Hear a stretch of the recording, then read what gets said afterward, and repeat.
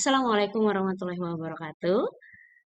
Jumpa lagi dengan saya Dewi Sartika.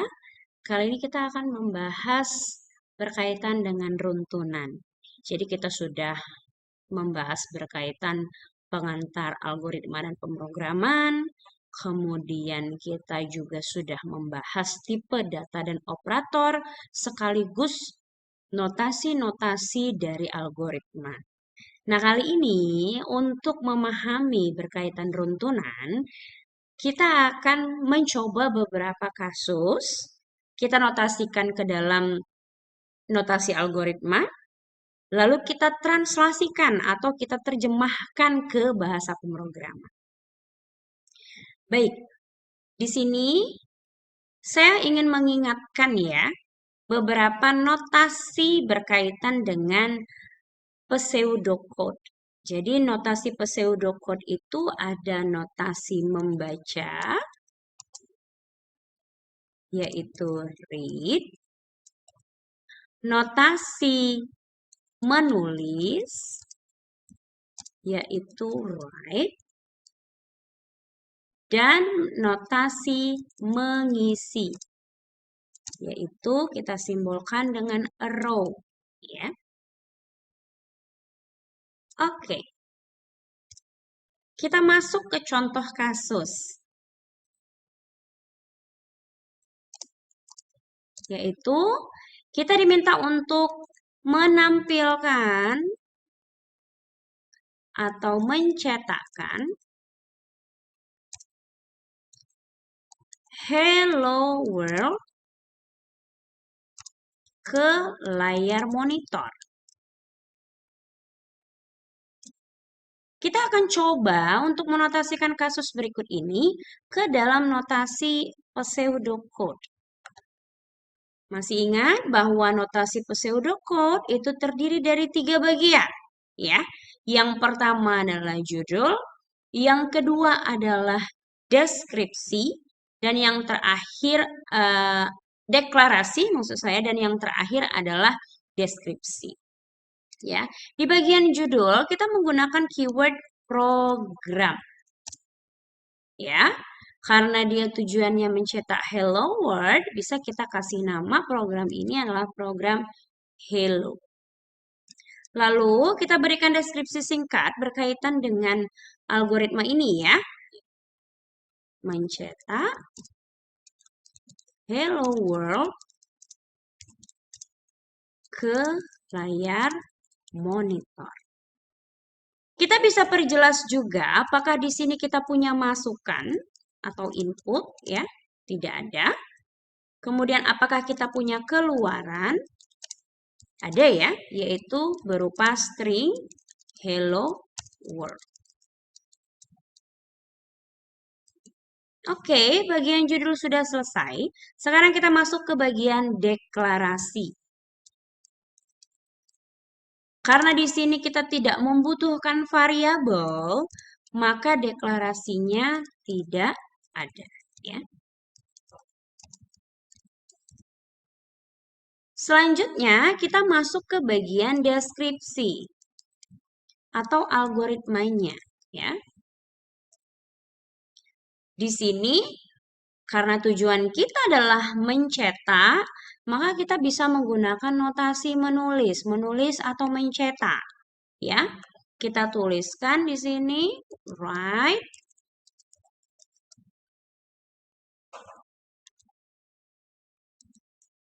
apa yang ingin kita cetak. Sudah kita bahas kemarin, karena yang di sini yang mau kita cetak adalah stringnya ya, hello world-nya, maka kita berikan dia lingkup double quotes ya. Jadi hello world. Oke, setelah kita punya pseudocode-nya, sekarang kita akan mencoba mentranslasikannya ke bahasa C. Di sini saya menggunakan compiler dev cpp atau dev C++ ya. Versi 5.11. Oke. Di sini kita perlu membuat file baru ya. Bisa melalui menu File, New, Source File, atau melalui pintasan ada simbol seperti kertas ya. Ini bisa klik New, kemudian Source File. Keduanya bisa kita manfaatkan untuk membuat file baru ya. Oke, kita mulai. Di sini kita butuh preprocessor include stdio ya, agar baris programnya mengenali sintaks bahasa C. Selanjutnya kita butuh void main. Jadi void main ini adalah main program yang akan mengeksekusi pertama kali ya, yang akan dieksekusi pertama kali oleh compiler. Di sini kita deklarasinya tidak ada, kita cuma punya deskripsi write hello world. Hello world itu, maksud saya write itu kita translasikan ke bahasa C menjadi printf ya. Kemudian kita tuliskan hello world. Jangan lupa setiap instruksi kita akhiri dengan semikolon. Kalau sudah selesai, kita coba execute, kemudian run programnya, lalu pilih compile now. Nanti kita diminta untuk menyimpan file programnya ya. Anda bisa menuju ke folder yang mudah Anda cari ya. Di sini saya simpan ke folder project. Saya kasih nama programnya tadi adalah hello. Save as type-nya .c ya, karena ini bahasa C. Kita pilih save. Kemudian akan muncul output programnya. Nah, ya.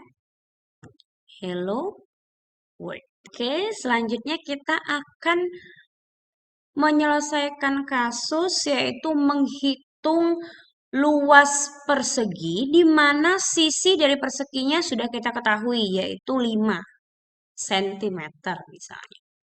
Maka di sini kita buat nama programnya adalah program persegi ya. Di sini kita berikan deskripsi bahwa program ini menghitung luas persegi dengan sisi 5 cm. Masukannya tidak ada ya karena sisinya sudah kita ketahui nilainya. Keluarannya adalah luasnya ya. Deklarasi. Nah, di sini kita butuh variabel ya, yaitu variabel sisi dan luas. Ya. Keduanya karena menyimpan nilai berupa bilangan bulat, maka kita beri tipe data yang cocok adalah integer. Kemudian deskripsinya, sisi itu sudah kita ketahui nilainya yaitu diisi dengan 5 ya. Kemudian kita isi variabel luas dengan hasil perhitungan sisi dikali sisi. Lalu kita tampilkan ke layar monitor dengan perintah write luas. Seperti itu ya. Karena di sini yang mau kita tampilkan adalah isi dari variabel luas, maka di sini di antara luasnya tidak ada double quotes ya. Kalau kita tuliskan double quotes seperti ini, maka yang ditampilkan ke layar monitor adalah kata luas, bukan isi dari variabel luas ya. Oke, sekarang kita translasikan ke bahasa C. Kita buat file baru lagi. Sama seperti tadi, kita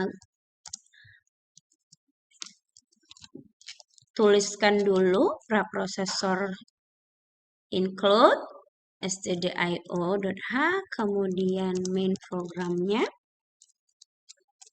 Lalu di sini ada deklarasi. Deklarasi kita sebutkan dulu tipe datanya. Ya, kalau integer menjadi bahasa C itu int. Kemudian nama dari variabelnya yaitu cc.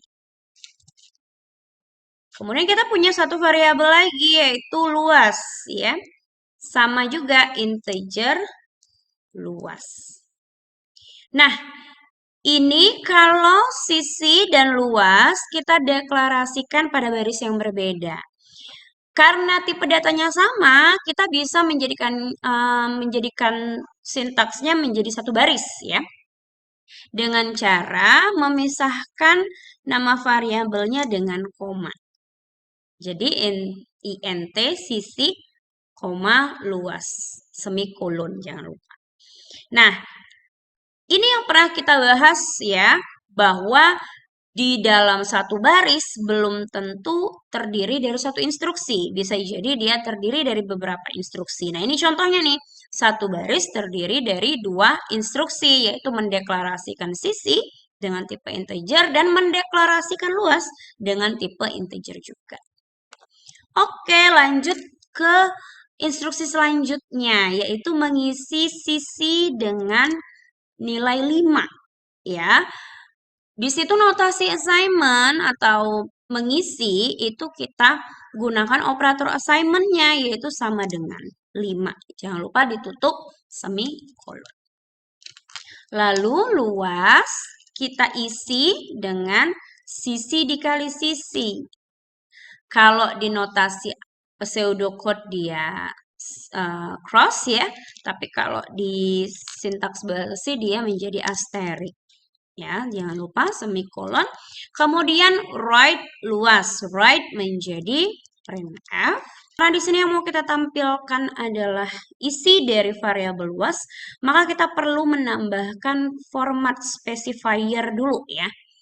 Karena luas itu bertipe integer, maka format specifier-nya itu adalah %d.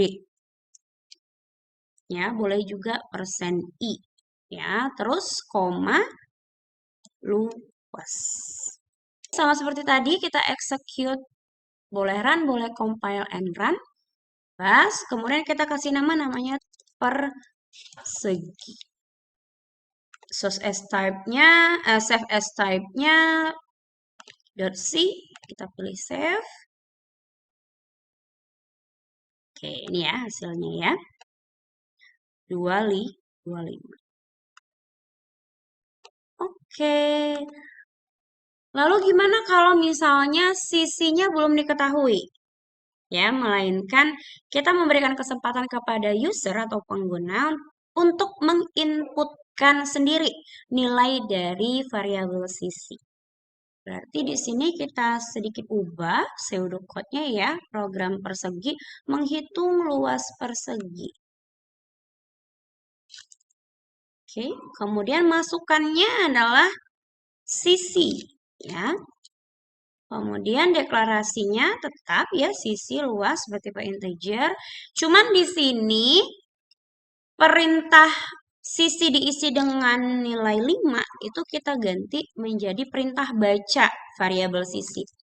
Berarti notasinya adalah read sisi. Oke. Kita buat satu file baru lagi. Oke, di sini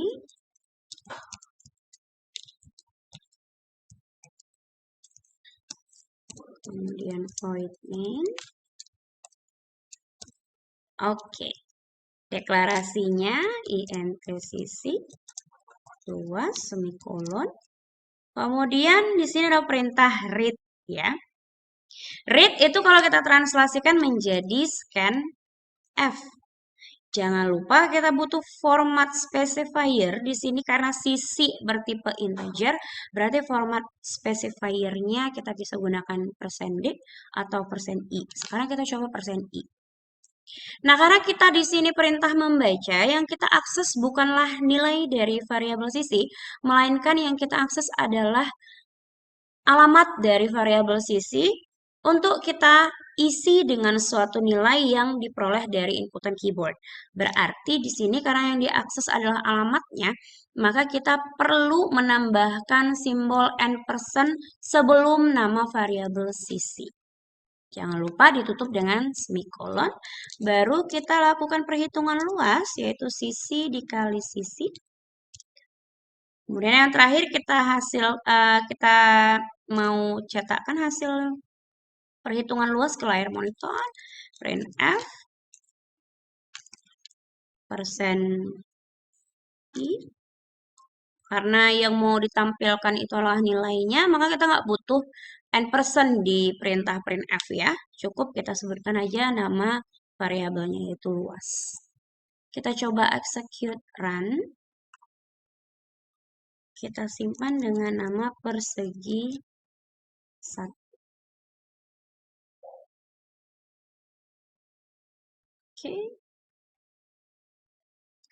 Oke. Ketika kita eksekusi ternyata dia tidak bisa ya. Jadi muncul message main must return integer. Untuk kasus seperti ini kita bisa mengganti void main-nya menjadi in main. Namun kalau posisinya seperti ini kita perlu menambahkan sintaks return 0 di sini. Karena dia berupa function ya. Kalau function itu harus mengembalikan nilai. Boleh seperti ini. Ini kita coba execute ya. Nih, kita inputkan misalnya sisinya 6. Oh, hasilnya luasnya 36. Kalau nggak mau ada return 0, kita bisa menuliskan void di dalam lingkup main-nya seperti ini. Kita compile kembali. Kita inputkan lagi sisinya 6, 36. Ya. Terserah Anda lebih suka format yang seperti apa. Boleh yang in main return 0, boleh juga in main void seperti ini, ya. Oke, kalau kita lihat nih, ketika kita execute, tampilan programnya tidak komunikatif ya. Ini kita disuruh ngapain sih tiba-tiba kosong gitu kan. Nah, kita pengen menginformasikan ke pengguna bahwa yang harus mereka lakukan adalah menginputkan sisi gitu ya, nilai sisi. Maka kita bisa menambahkan perintah printf di sini ya, misalnya masukkan sisi. Namun perintah printf di sini ya memang tidak masuk ke dalam pseudocode ya. Jadi dia tujuannya hanya untuk memberikan informasi tambahan saja. Tuh. Ini kita coba execute ulang. Tampilannya jadi nah lebih enak ya ketika kita run programnya. Ada informasi di sini bahwa pengguna diminta untuk memasukkan sisi gitu ya. Kita inputkan sisinya misalnya 6. Kemudian dia menampilkan luas persegi panjangnya 36. Nah, di sini juga 36-nya juga kita nggak paham ya, ini apa sih 36? Kita bisa menambahkan informasi tambahan, misalnya luas sama dengan 36 cm kubik. Nah, bagaimana caranya? Caranya adalah menambahkan string ya, di sebelum dan setelah format specifier. Jadi kalau string itu dituliskan sebelum dari nilai variabel luas, maka kita tuliskan dia sebelum specifier, misalnya luas sama dengan. Kemudian centimeter kubiknya itu kan setelah nilai luas ya, berarti kita tuliskan string centimeter kubiknya setelah menuliskan format specifiernya. Jadi cm kubiknya kita tuliskan di setelah persen i-nya. Ya, kita coba. Oke. Ya.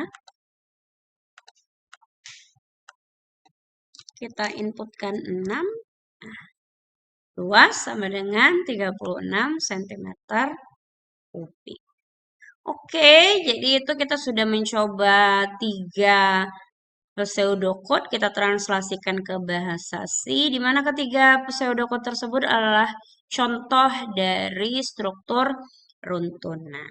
Oke, sekian untuk materi hari ini. Assalamualaikum warahmatullahi wabarakatuh.